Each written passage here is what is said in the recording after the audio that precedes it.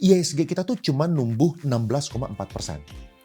Dan kalau misalnya kita include saham-saham 3 konglo ini, naiknya itu 33%. Intinya adalah, ini jelek banget ya buat semuanya. Otomatis ini nggak bagus buat yang sisi konglo play maupun market movers, tapi ini juga tidak bagus untuk yang fundamental. Dan menurut gue ini lose-lose buat semuanya. Cuman ada yang lose-nya lebih sedikit dibandingkan yang lose-nya itu lebih gede.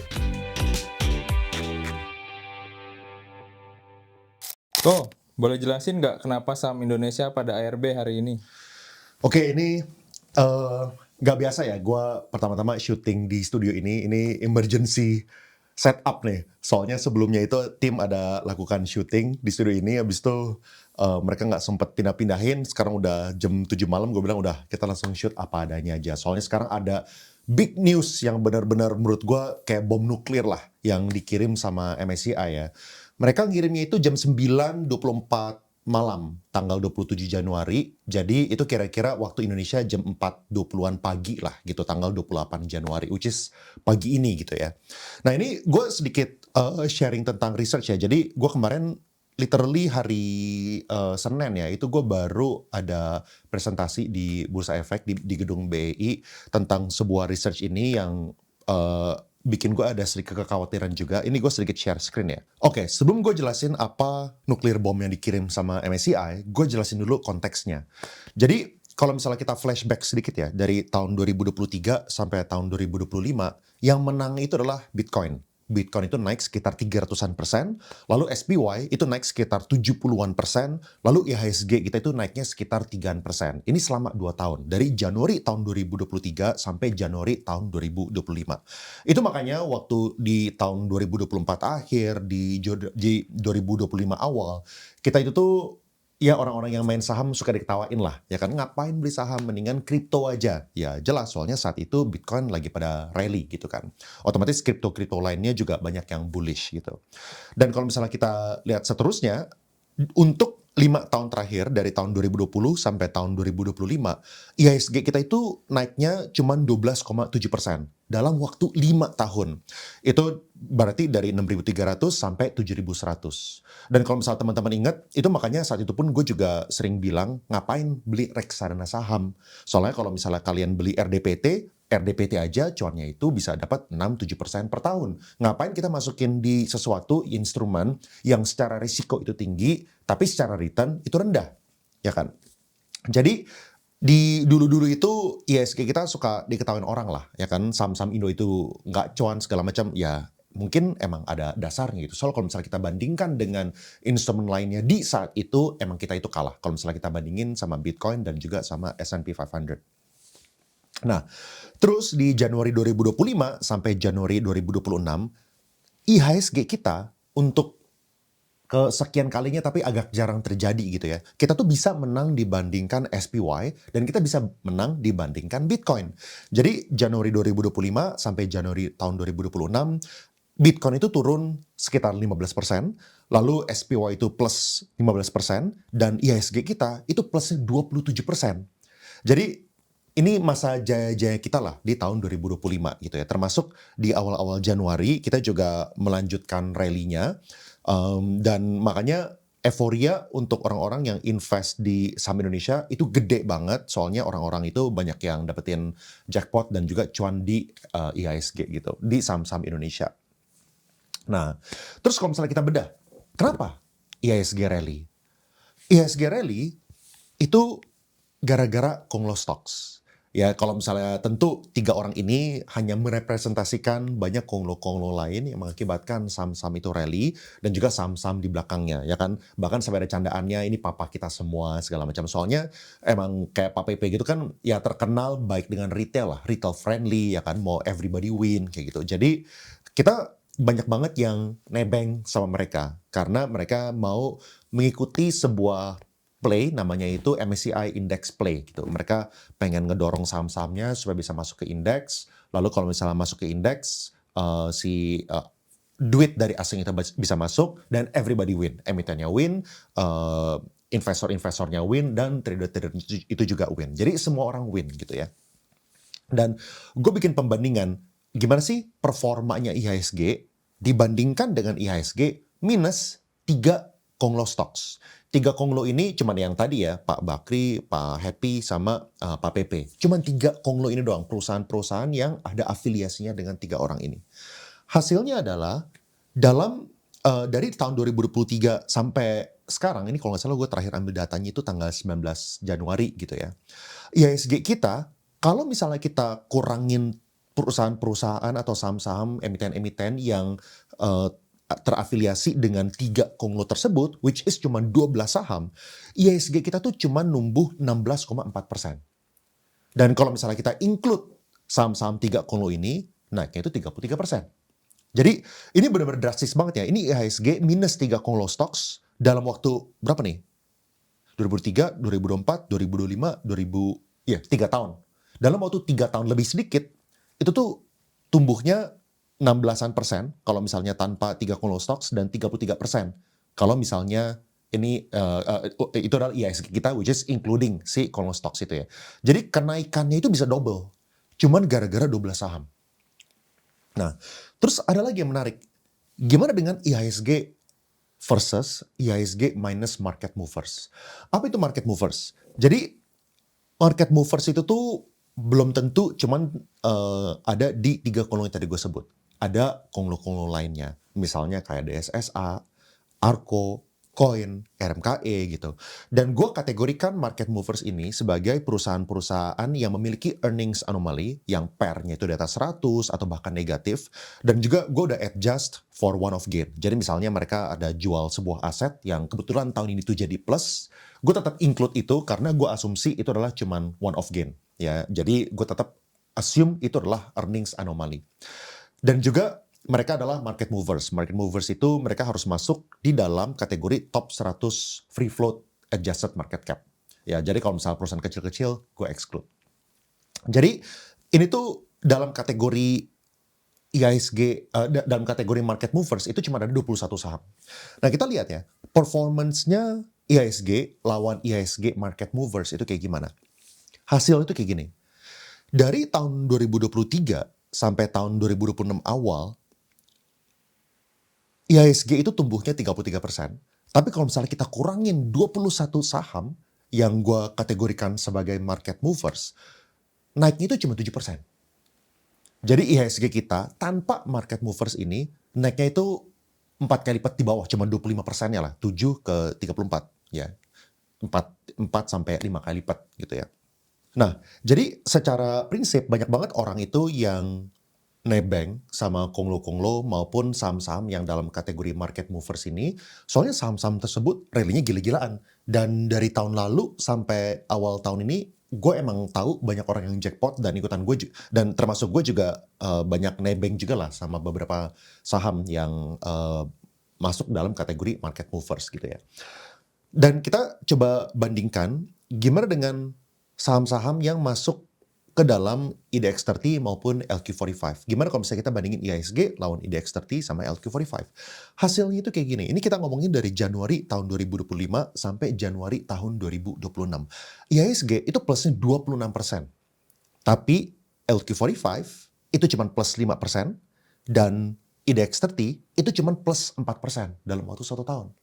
Makanya kalau misalnya gua ngelihat ya, saat ini tuh kesannya, ini tentu nggak sesimpel ini ya, disclaimer nggak sesimpel ini. Tapi kesannya itu ada 2 kubu. Ada kubu yang fundamentalis, ya kan, yang nyari PER-nya murah, PBV-nya murah, dan ada kubunya itu yang Konglo stocks, ya, yang gue kategorikan sebagai market movers lah. Sebenarnya Konglo stocks itu agak misnomer ya, gue tahu. Soalnya kan kalau misalnya kayak BCA itu gue nggak kategorin sebagai market movers, tapi ya mereka kan sebenarnya Konglo juga gitu ya, kurang Konglo apalagi orang-orang BCA gitu kan. Nah, intinya kita bisa lihat ya, ada 2 kubu. Ada kubu yang fundamental yang berusaha buat nyari saham-saham yang murah, valuasinya itu make sense, cash flow positif, net income-nya itu oke, PER-nya itu masuk akal, dan juga ada growth story-nya, versus ada yang Konglo stocks yang masuk dalam kategori MSCI play, ya, market movers gitu ya. Nah, jadi itu yang belakangan ini terjadi sebelum hari ini. Hari ini ada sebuah announcement. Announcement-nya adalah kayak gini. Ini gue langsung bacain ya. Nih, tiba-tiba MSCI itu ngeluarin sebuah pengumuman yang merubah gameplay investasi atau trading kita. Dan tiba-tiba katalis inflow dari kenaikan bobot atau upgrade atau penambahan itu untuk sementara ini dimatikan ya. Jadi demand pasif yang biasanya itu jadi mesin story, itu kelihatannya bakal jadi ketahan. Ini kita baca dikit-dikit ya. MSCI bilang, masih ada fundamental investability issues di Indonesia, terutama opaque shareholding structures, struktur kepemilikan yang tidak transparan, dan kekhawatiran coordinated trading yang merusak price formation. Lalu MSCI juga menerapkan interim freeze, efektif segera membekukan semua kenaikan FIF, yaitu Foreign Inclusion Factor, dan NOS, Number of Shares. Tidak ada index additions ke MSCI IMI, tidak ada upward migration, misalnya dari small cap ke standard. This treatment is intended to mitigate index turnover and investability risks while allowing time for the relevant market authorities to deliver meaningful transparency improvements. Dan mereka lanjut lagi, if insufficient progress is made towards achieving necessary transparency enhancements by May 2026, MSCI will reassess Indonesia's market accessibility status, and this could result in a weighting reduction in MSCI emerging markets indexes for all Indonesian securities, a potential reclassification of Indonesia from emerging market to frontier market status. Intinya adalah, ini jelek banget ya buat semuanya. Ini jelek buat perusahaan-perusahaan yang market movers yang berusaha untuk masuk ke indeks, soalnya otomatis mereka nggak dikasih masuk dulu dan juga nggak dikasih upgrade dari yang small cap ke large cap. Itu contohnya kayak saham PTRO ya, yang kemarin itu masuk ke small cap, berusaha untuk masuk ke large cap. Nah, otomatis ini nggak bagus buat yang sisi play maupun market movers, tapi ini juga tidak bagus untuk yang fundamental. Jadi untuk orang-orang yang bilang, kasihan deh lu yang fundamental, lihat dulu porto kalian yang fundamental stocks kayak gimana. Ya, tetap terkoreksi walaupun tentunya tidak sebesar yang play. Dan menurut gue ini lose-lose buat semuanya. Cuman ada yang lose-nya lebih sedikit dibandingkan yang lose-nya itu lebih gede. Nah, kenapa yang saham-saham fundamental itu juga kena? Karena ada kemungkinan kita itu turun dari emerging market ke frontier market. Dimana kalau misalnya kita turun, otomatis bakal ada outflow dari asing, dan itu juga meningkatkan kejadian ini ya, dimana MSCI itu memberikan sebuah scrutiny seperti ini, itu juga bikin investor global itu tuh mikir-mikir karena ada risk premium yang lebih tinggi, dan headline downgrade itu memberikan resiko yang lebih sehingga banyak outflow juga dari asing-asing gitu ya. Makanya BC aja per hari ini kita lihat itu sampai nyentuh 7.000 gitu ya. Itu menurut kita ya kalau misalnya dari segi fundamental ya kurang murah, apalagi kalau misalnya kita lihat dari segala macam matrix lah, mau dari historical pair ya kan, historical PBV ya, kalau misalnya kita ngomongin value ya udah murah sebenarnya gitu. Makanya ini sebenarnya terkait untuk semua saham di Indonesia. Kenapa MSCI melakukan semua perubahan ini? Urgensinya apa? Oke, tadi kita udah sepakat ya bahwa IHSG kita itu didorong sama Konglo Stocks maupun market movers gitu ya. Dan udah terbukti dari perusahaan-perusahaan yang berhasil masuk ke indeks, inflow dari asing itu tuh kencang, duitnya itu gede gitu ya. Dan itu memberikan insentif untuk banyak perusahaan-perusahaan yang terinspirasi dari perusahaan-perusahaan yang udah masuk. Misalnya kayak BRMS, Brand, ya kan, itu kan perusahaan-perusahaan yang udah sukses lah, kayak misalnya ada SSA juga gitu. Dan banyak perusahaan-perusahaan lain itu yang berusaha untuk menjadi seperti mereka, dan salah satu kungfunya itu biasanya yang kita tahu mereka keringin barangnya. Jadi misalnya nih, formula untuk masuk ke MSCI itu ada banyak. Ya, ada ATVR, lalu juga harus diperhatikan dari segi extreme returns-nya. Tapi salah satu faktor yang mereka paling lihat adalah free float-nya. Karena mereka memperhitungkan free float market cap. Free float market cap itu yang akan menentukan bobot saham ini masuk ke indeks atau enggak, dan kalau misalnya masuk pun, duit yang akan mereka dapatkan itu berapa banyak. Oke, misalnya ya, let's say ada perusahaan free float-nya itu, let's say 20%, yang tertera, yang tertulis gitu ya, lalu mereka punya market cap itu, let's say 20 triliun. Nah, kalau misalnya free float-nya itu cuma 20%, artinya kan seharusnya saham yang beredar di masyarakat yang dijual beli sebagai supply and demand itu kira-kira 4 triliun. 20% kali 20T gitu kan. Tapi yang terjadi adalah biasanya itu dikeringin sehingga mungkin yang tertulis itu adalah 20% free float-nya, yang sebenarnya beredar itu mungkin cuma 1%. Sisanya itu dikasih ke nomini, dilempar ke kiri kanan, ya intinya barangnya mereka sendiri itu beredar kemana-mana, dan the actual free float itu cuma 1% lah yang diperdagangkan gitu. Sehingga apa? Sehingga emiten-emiten itu gampang untuk mendorong sahamnya ke atas.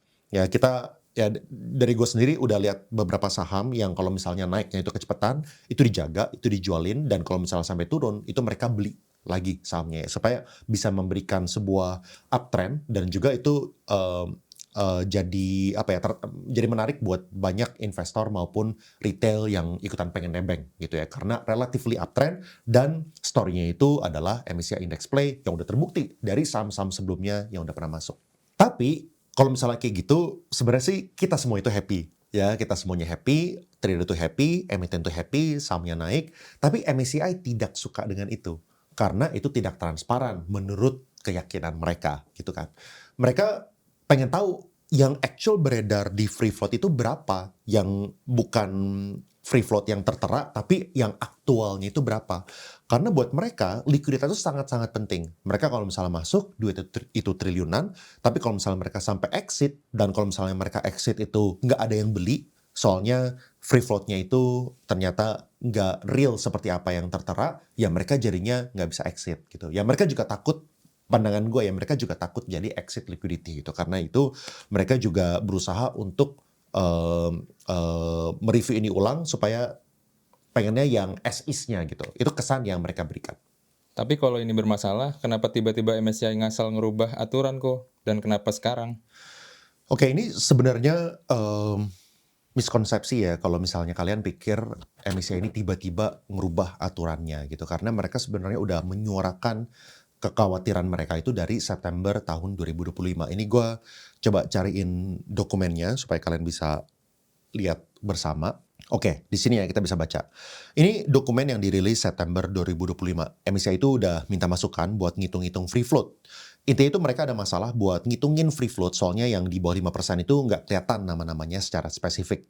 Dan mereka tuh propose bahwa ngitung free float itu pakai metodologi MSCI dan metodologinya KSEI yang mana yang lebih rendah. Itu adalah sebuah solusi yang mereka sempat propose kemarin, gara-gara mereka nggak punya visibility terhadap free float yang aktual itu berapa gitu.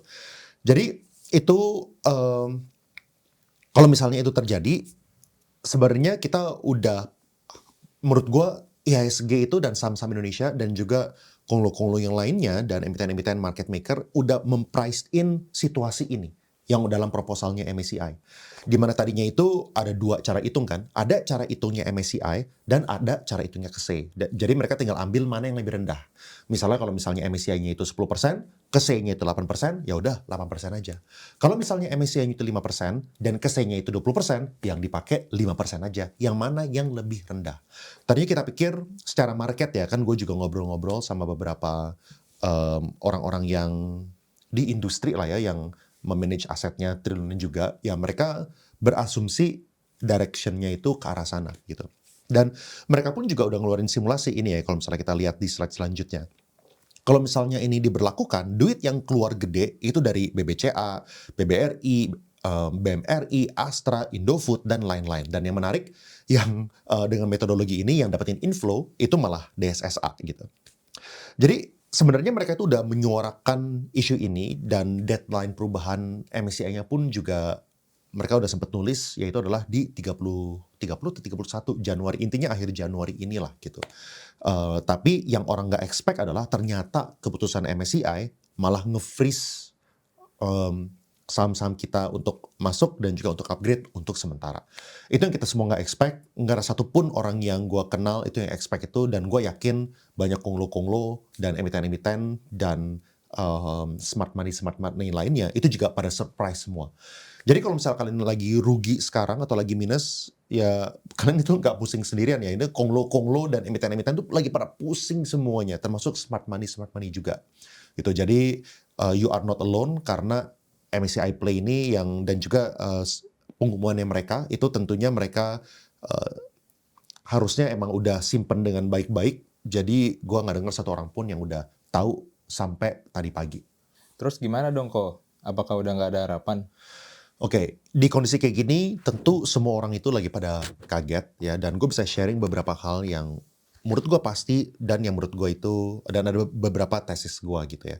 Yang pertama yang pasti dulu, yang pasti kalau misalnya sahamnya itu turun 15%, belum tentu saham itu tuh artinya diskon 15%. Bisa aja besok itu bakal lanjut terus-terusan dan bisa aja saham ini nggak bakal balik lagi ke all time high-nya.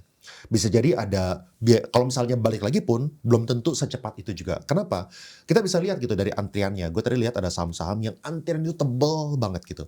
Kalau misalnya antrian untuk jual itu sampai triliunan rupiah, ya gue asumsikan kalau misalnya saham-saham ini kan yang jual di ARB hari ini, artinya kan orang-orang yang udah desperate pengen keluar gitu kan. Artinya besok ada kemungkinan mereka juga masih pengen jualan gitu kan. Dan saham-saham kayak gini kan pairnya itu 100, 500, 1000 gitu kan. Dimana kalau misalnya pairnya itu adalah 100, lu diskon 15% pun pairnya itu masih masih lampu 5 gitu loh. Ini masih premium dari segi valuasi juga. Jadi kalian butuh sangat hati-hati untuk kalian entry sekarang buat beli ya kalau misalnya emang kecuali kalau misalnya tentu nggak semua saham itu sama ya. Ada saham-saham yang fundamental, ada saham-saham yang MSCI Play. Kalau misalnya MSCI Play yang gue lihat itu kelihatannya lebih tricky dibandingkan yang fundamental stocks. Tapi pasti bakal ada opportunity. Ya, di setiap market crash yang gue pernah lihat ya, dari tahun 98, dot-com bubble, ya kan, great financial crisis, apapun lah. Selalu ada orang-orang yang bisa take advantage dan bisa ngambil opportunity saham-saham yang terdiskon gara-gara market fear yang berlebihan. Dan juga banyak perusahaan, banyak orang-orang juga yang secara net worth itu jadi kepotong lah, jadi jauh lebih miskin lah dibandingkan sebelumnya gara-gara market crash ini. Tapi kalau misalnya kita lihat ini ya, kita bikin tesis dari probabilitas yang bisa terjadi. Apa sih yang bisa terjadi? Pertama, apa sih yang diminta sama MSCI? Yang diminta sama MSCI adalah transparansi, ya kan, dari regulator-regulator kita. Kita asumsikan mereka tidak bisa. Kalau misalnya regulator kita itu tidak bisa memberikan transparansi yang memuaskan untuk MSCI, artinya apa? Artinya kita bisa diturunin dari EM jadi Frontier. Everybody lose, gitu kan. Poin nomor 2, kalau misalnya regulator kita itu bisa memberikan transparansi yang diminta oleh MSCI, berarti kita nggak bakal diturunin, kita bakal tetap menjadi MSCI EM, Emerging Market gitu kan. Jadi kita nggak ada outflow yang besar dari segi penurunan kategori. Tapi sekarang ini bercabang. Kalau misalnya transparansi yang terpenuhi, what's next?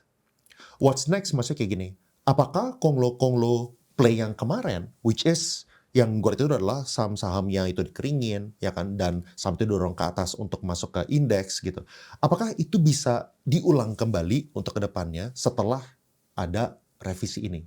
Soalnya kan udah transparan, ya kan? Kalau misalnya transparan, apakah masih bisa lihat?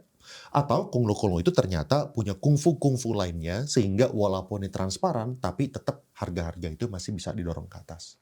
Ya itu yang kita semua nggak tahu, dan probabilitas itu gue nggak tahu yang mana yang benar. Yang pasti menurut gue jangan gegabah, jangan buru-buru kalian itu main masuk aja, karena apalagi kalau misalnya kita masuk ke downtrend, kalau misalnya kalian berusaha catch the falling knife, ini bisa jadi resiko yang berlebihan. Kecuali kalau misalnya kalian ada lihat saham yang fundamentalnya itu strong banget, ya kan, yang nggak terkait dengan MSCI Play, itu mungkin masih oke. Kayak, ya mungkin teman-teman yang ngikutin gua dari dulu, gua udah pernah bahas satu saham yang gue pegang high conviction, itu nggak kena dampaknya dari MSCI Play, itu ada lah saham-saham yang seperti itu gitu ya.